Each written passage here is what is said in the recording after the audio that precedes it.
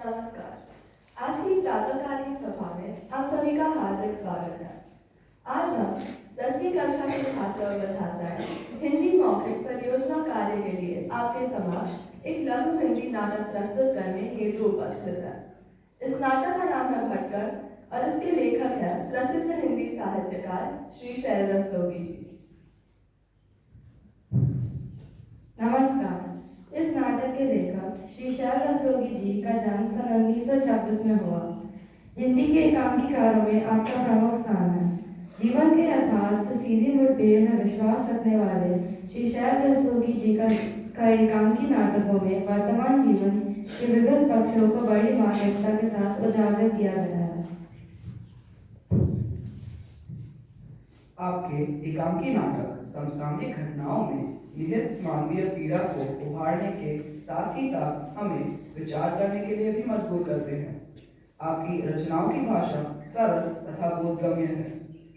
संवाद अर्थपूर्ण तथा पहले दृष्टिगोचर होते हैं जो एकांकी के वातावरण एवं पात्रों के अनुकूल समीचीन लगते हैं। नई पीढ़ी पर आवारा, दिशाहीन एवं पथभ्रष्ट होने के आरोप लगाए जाते हैं, लेकिन इसकी वजह जानने की कोशिश कोई नहीं करता। आर्थिक समस्याओं से जूझने में माता पिता दोनों ही व्यस्त रहते हैं, इसीलिए बच्चों का विकास मनमाने ढंग से होता है और प्रेम और स्नेह की खोज में भटक जाते हैं। बच्चों और माता पिता के बीच में एक दूरी पैदा हो जाती है। एक छात्र का मुख्य लक्ष्य अध्ययन होना चाहिए, लेकिन प्रेम और स्नेह की खोज में वह कहीं और ही भटक जाते हैं। नमस्कार। अब हम इस नाटक के पात्रों का परिचय देना चाहेंगे। दिवाकर, शिव, कला, रूहानी, मनोज, अक्षर, नीरू, अनन्या सोंदी और रमेशर वशिष्ठ। इस नाटक के निर्देशक है श्री लक्ष्मण तेलंग सर। आइए प्रस्तुत है नाटक भटकर।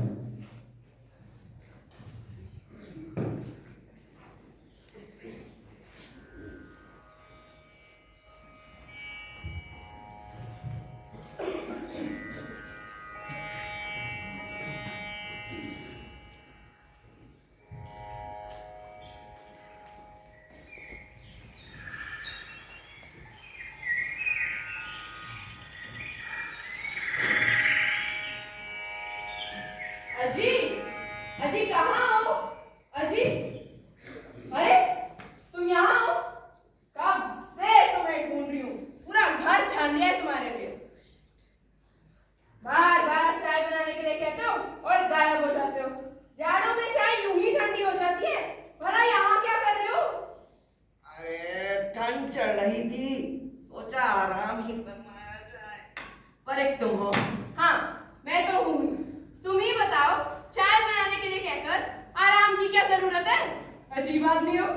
आखिर पति किसका हूँ? तुम भी ना चुप रहो।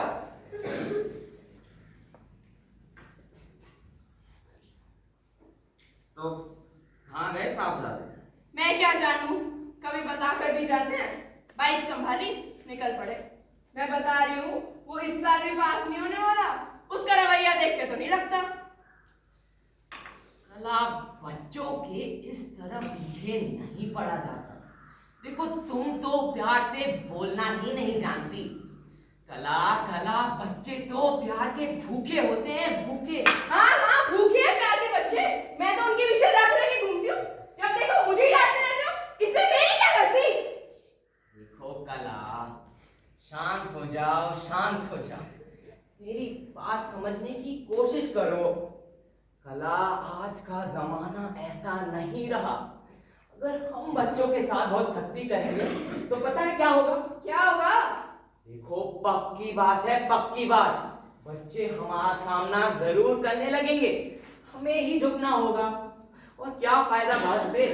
और हमारी बिटिया ये दिखरी की कहानी, उसके कॉलेज में कभी कुछ चलता रहता है। पढ़ाई के नाम पे कुछ दिखाई नहीं देता।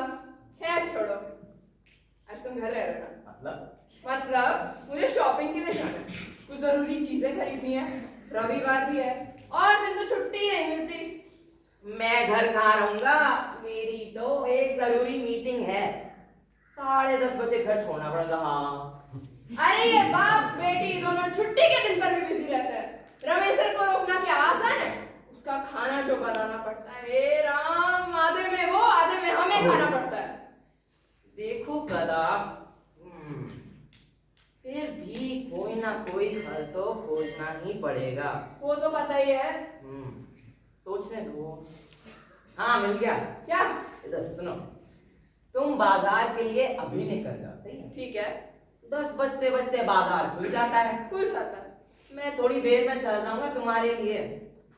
11 बजे तक जा सकता हूँ, पर उससे देरी ना करना, बहुत जरूरी मीटिंग है। अरे नहीं करूंगी देरी। चलो मैं जल्दी से। चलो थोड़ा अखबार ही चाट लिया जाए।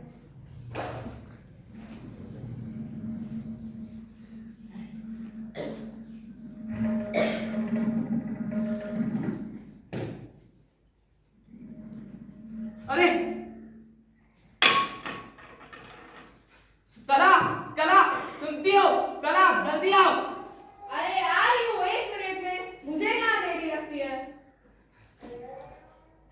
राम राम, कैसा जमाना आ गया। क्या करेंगे ये लोग? इतनी अराजकता, क्या इसका कोई उपाय नहीं?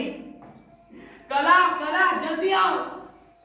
अरे आ रही हूँ क्यों चिल्ला रहे हो? जरा सी देरी नहीं होती, कला कला चिल्ला रहे हो। क्या हुआ? बात ही ऐसी है कला, बात ही ऐसी है। लो देखो कितना विचित्र समाचार है। ये सब होगा तो बेटा बाप को शूट करेगा। बेटे ने बाप को शूट कर दिया? और नहीं तो क्या।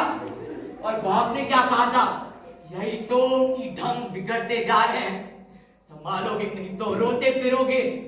उसका इतना भीषण बदला कला, उसका इतना भीषण बदला। 14 साल के लड़के की इतनी हिम्मत, पर किया भी क्या जा सकता है? माँ बाप मुंह सिलकर तो नहीं रह सकते ना।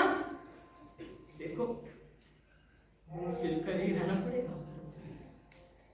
देखो तुम शांत हो जाओ, ठीक है? शांत हो जाओ।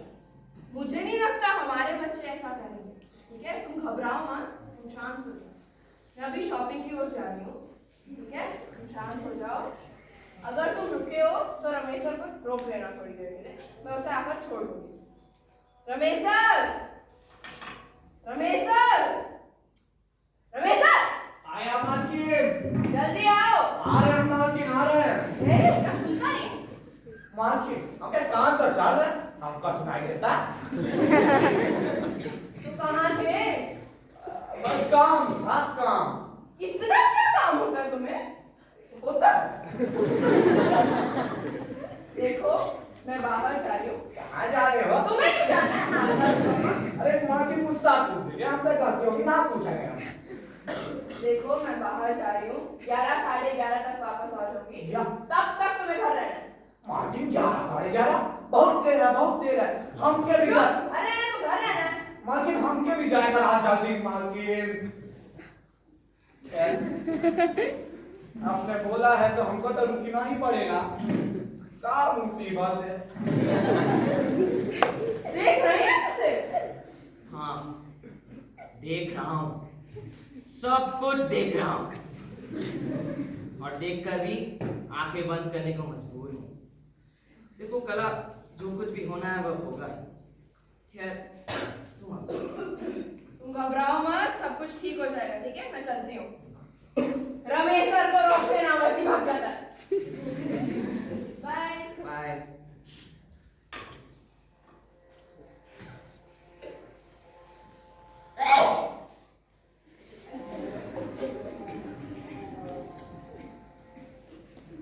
पापा, पापा, अरे पापा, क्या हुआ? अरे मम्मी आज सुबह सुबह गाड़ी में कहाँ गई? घर का कुछ सामान खरीदने गई हैं। तू कहाँ गई थी? अरे पापा, मेरे कॉलेज में नाटक की रिहर्सल चल रही थी, लेकिन हीरो का रोल करने वाली लड़की आज आई ही नहीं, तो हम सबको लौटना पड़ा। ठीक है। और पढ़ाई कैसी चल रही है? पढ़ाई पढ़ाई, हमेशा पढ़ाई। हाँ नीरू, पढ़ाई जरूरी है बेटा। कितनी बार बोला है मैंने, पढ़ना लिखना तो सब ताक पर पर रख दिया ना तुम्हें तो ये सब ड्रामे पास करा देंगे। अरे पापा, पढ़ाई तो रोज रोज की होती है, ये ड्रामे कभी कभी ही होते हैं। और पता है मुझे हीरोइन का रोल मिला है, हीरोइन का रोल। बहुत लंबा पार्ट है, थोड़ा सा याद हो गया है, आज बस पक्का कर दूंगी। देखो नीरू, मैं दोबारा कहता हूँ, बेटा पढ़ना लिखना जरूरी है। बिना पढ़े इस जिंदगी में कुछ नहीं मिलने वाला बेटा, कुछ नहीं। बस पापा ये उपदेश देते रहते हैं, आपको क्या है इतनी चिंता हमारी पढ़ाई की? अब हम बड़े हो गए हैं, अपना भला बुरा जानते हैं। Now we are fully grown up. बेटा बात सुनो। नहीं, मैं जा रही हूँ। नीरू बेटा, नहीं। नीरू।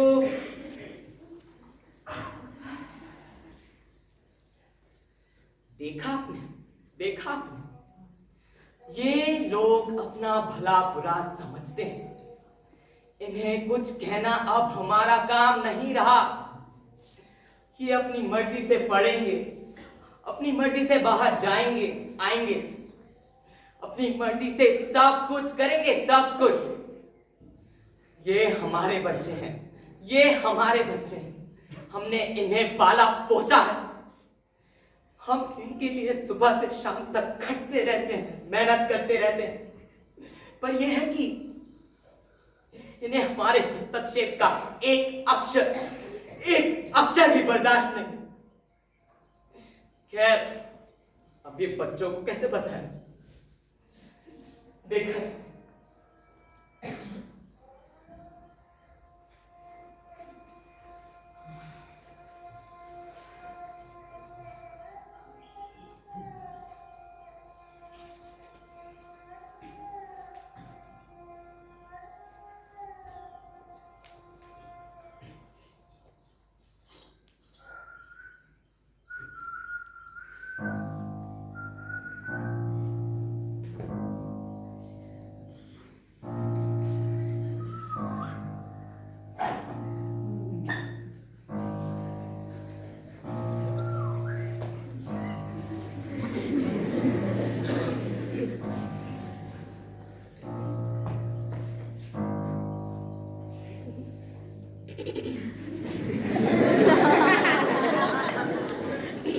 ऐसे अचरज से मेरे क्यों देख रहे हो?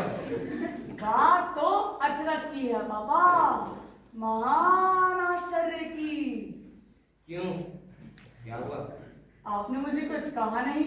मैंने कोट कहीं पर फेंका, जूते कहीं पर, आप बिल्कुल चुप रहे। जरूर कोई बात। पापा पापा, लगता है मम्मी से लड़ाई हो गई है। हाँ, मैं ठीक कह रहा ना? अभी मम्मी से पूछता हूँ। मम्मी मम्मी मम्मी मम्मी बोलती ही नहीं। जरूर कहीं गई है। क्यों पापा, मेरा अनुमान ठीक है ना कि मम्मी कहीं गई है? कहाँ गई है सुबह सुबह? बाजार गई हैं। हाँ, बाजार सुबह ही सुबह? खैर, पर क्या बात है पापा, आप इतने चुप क्यों हैं? हाँ, लगता है आज आपने अखबार में लड़के वाला वो समाचार पढ़ लिया है शायद। पापा डर गए, पापा डर गए। पर पापा, आप हमसे मत डरिए, हम ऐसा कुछ नहीं कर सकते। क्या बात है पापा, आज का अखबार पढ़ते तो आप सचमुच डर ही गए हैं। हाँ बेटा, जरूर डर गया हूँ। तुम जैसा वीर पुत्र पाकर डरूंगा नहीं तो और क्या करूंगा? और कर भी क्या सकता हूँ? अरे कैसी बातें कर रहे हैं आप पापा? ठीक है, आप कर भी क्या सकते हैं? आप कहते तो मैंने शायद जूते रखता, न कोट टाई। अरे रमेशर चाचा सुनते ही नहीं है। रमेशर चाचा। हाँ बाबुआ। ये बर्तन और बाग ले जाओ। हाँ बेटा, आप जाइए।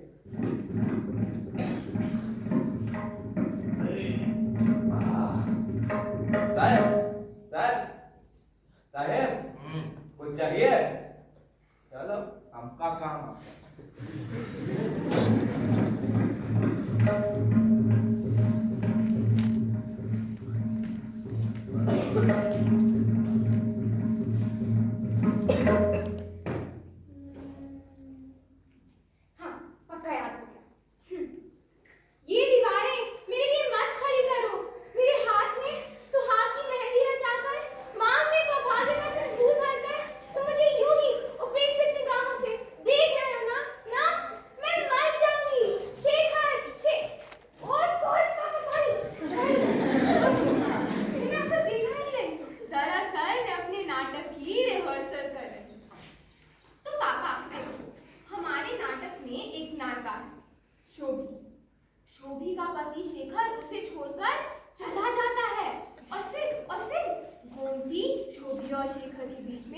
दीवार बन जाती है।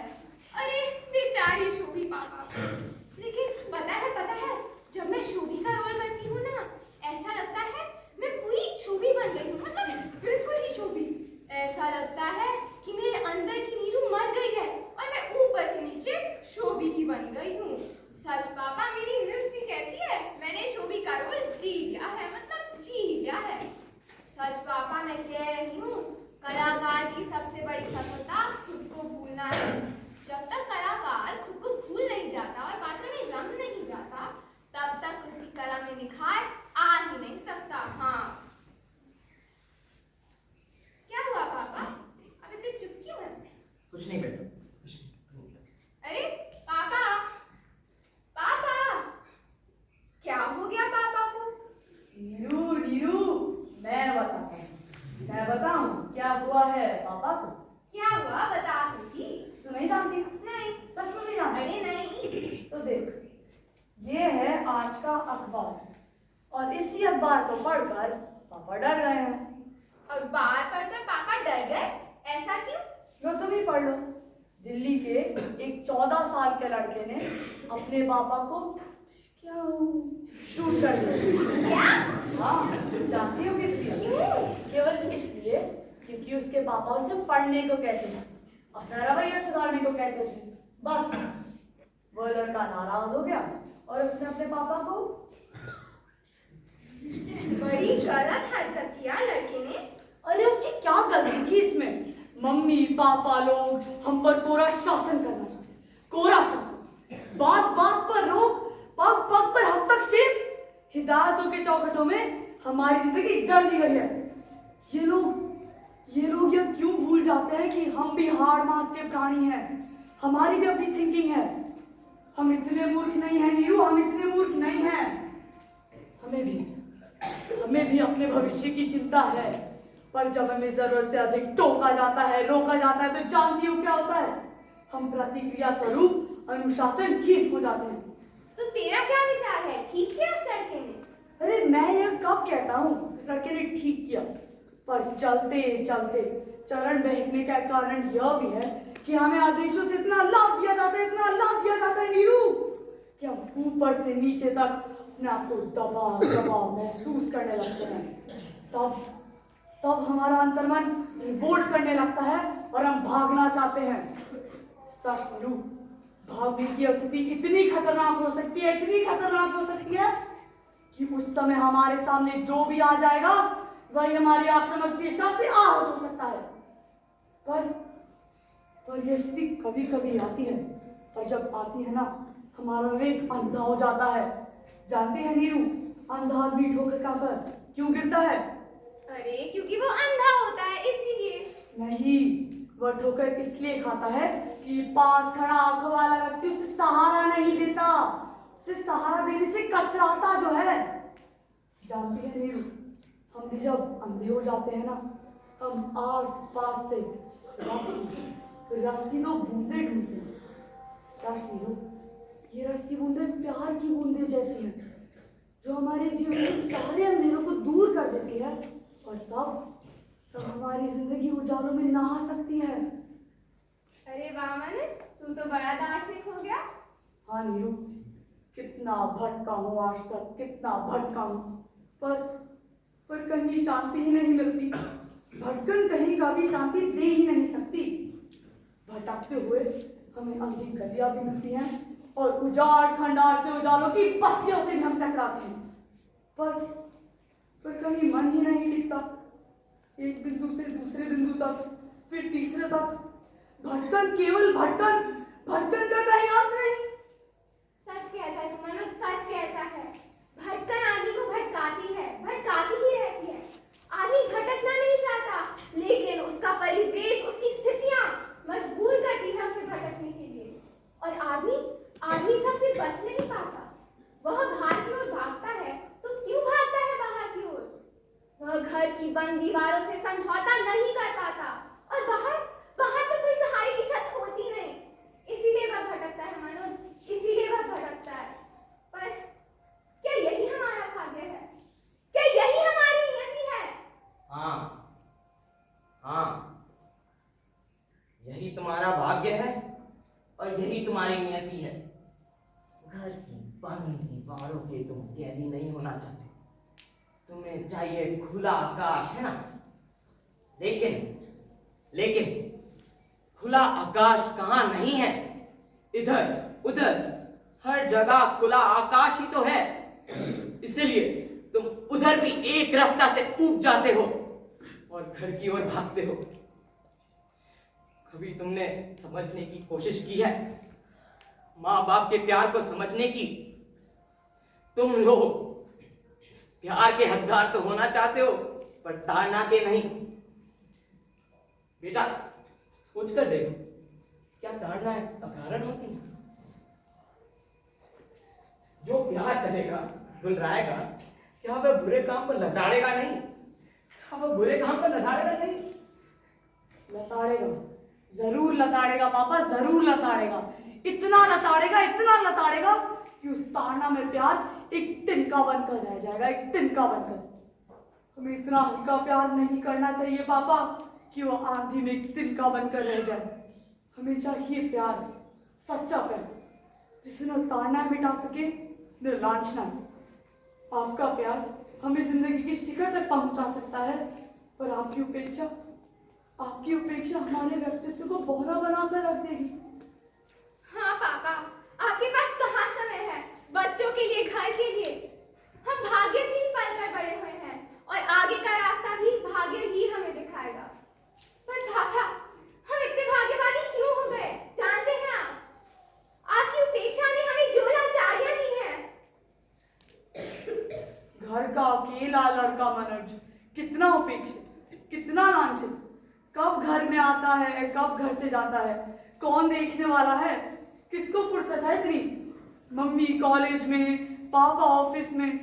घर खाली दीवारों का नाम नहीं है पापा, घर नाम है एक ऐसे माहौल का जिसमें प्यार रचा बसा रहता है, जिसमें सबके दुख दर्दों का संचरण एक साथ मुखर रहता है,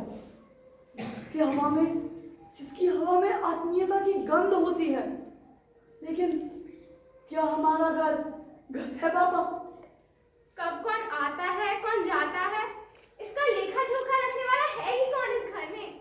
घर ना जैसे एक थाई है, और जब खिलाड़ी थाई को पार करता है और उसके सर पर जीत का सेहरा बन जाता है, वैसे ही जब हम घर की थाई पार करते हैं, हमें घर आने का एहसास होता है। पर पापा, यह एहसास कितना खोखला होता है ना। क्षण भर में ही तो जैसे सब टूट जाता है, बिखर जाता है। वाह वाह, वेरी गुड वेरी गुड। मुझे तो लगता है तुम लोग किसी नाटक के डायलॉग्स बोलने लगे हो। गजब का कमांड हो गया तुम लोगों का भाषा पर। क्या कहने हैं, घर एक माहौल है, घर एक थाई है। तुम लोगों का क्रिएटिव माइंड एकदम विकसित हो चुका है बच्चों। मुझे तुम पर गर्व है, मुझे तुम पर भी गर्व। किसी भी चीज को सीरियसली नहीं लेते पापा, हर चीज को हंसी में टाल देने की आपकी आदत बहुत गंदी लगती है मुझे। आपको पता है, आज जब मैं घूमने गया अपने दोस्तों के साथ, तो उन सब ने मुझे बधाई दी। पता है किस चीज की बधाई दी? मेरे जन्मदिन की बधाई दी। पर यहाँ इस घर में किसको याद है कि आज से ठीक 15 वर्ष पहले इस घर में एक लड़का जन्मा था, और उसका नाम मनुष्य रखा था हमने। कितने लाड से उसका लालन पालन किया था, प्यार की थपकियां दी थी, दुलार की लोरियां सुनाई थी। पर ये सब वो मनुष्य नहीं जानता। उसे तो बस यही जानना है कि उसे डांटा क्यों जाता है, पढ़ाई की बार बार क्यों याद दिलाई जाती है। यही ना पागल कहेगा। तो क्या मम्मी, तुम्हें याद था मनोज का जन्मदिन? मुझे भला क्यों याद रहने लगी? दोस्त बधाई दे दे, वही काफी है। बेटा, तुम हमारी लाचारियों को नहीं समझ सकते। नौकरी हमारी लाचारी है, मेरी भी, कला की भी। इस बढ़ती हुई महंगाई में अगर हम दोनों काम ना करें तो ये घर नहीं चल पाएगा बेटा, नहीं चल पाएगा। पापा फिर बात बीच में काट रहे हैं। बात मनोज के जन्मदिन की है ना, किसी को भी तो याद नहीं था, बस उसके दोस्तों को ही याद था ना। हाँ, सिर्फ मनोज के दोस्तों को ही जन्मदिन याद था। हम मनोज के माँ बाप को मनोज का जन्मदिन कैसे याद हो सकता है? और ये पैकेज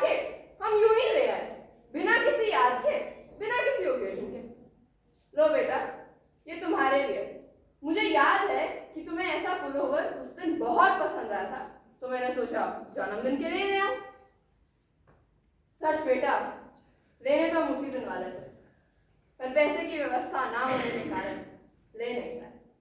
उसका हम दोनों का इतना अफसोस हुआ तुम जान नहीं सकते। लो खोल के देखो।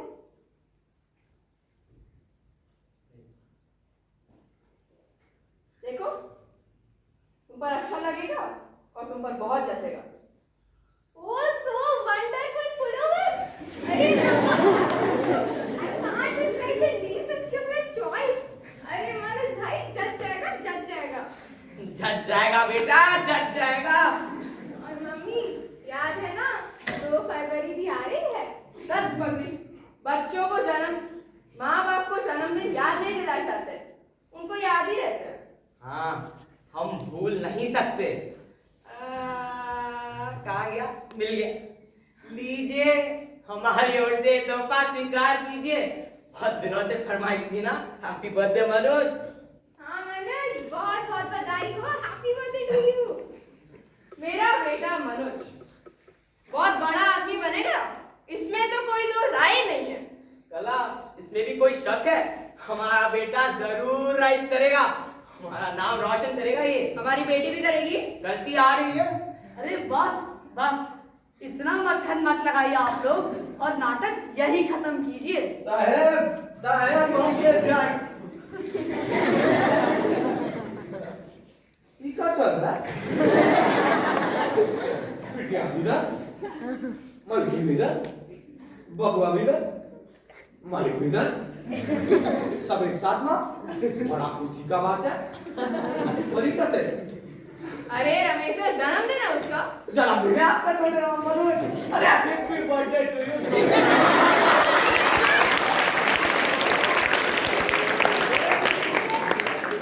जियो, लंबे जियो, खुशी से जियो। Happy birthday to you. जाओ चाचा के पैर छू के आओ। अरे खुश रहो। अरे रमेशर चाचा, नहीं गले लग बेटा, गले लग। अरे तुमके लिए हम कुछ लाए तो नहीं, पर हम घर नहीं जाएंगे, तुम्हारे लिए मिठाई लाएंगे। मिठाई तुम्हारे जन्मदिन के लिए। अरे happy birthday to you, happy birthday to you, happy birthday dear Manoj, happy birthday to you.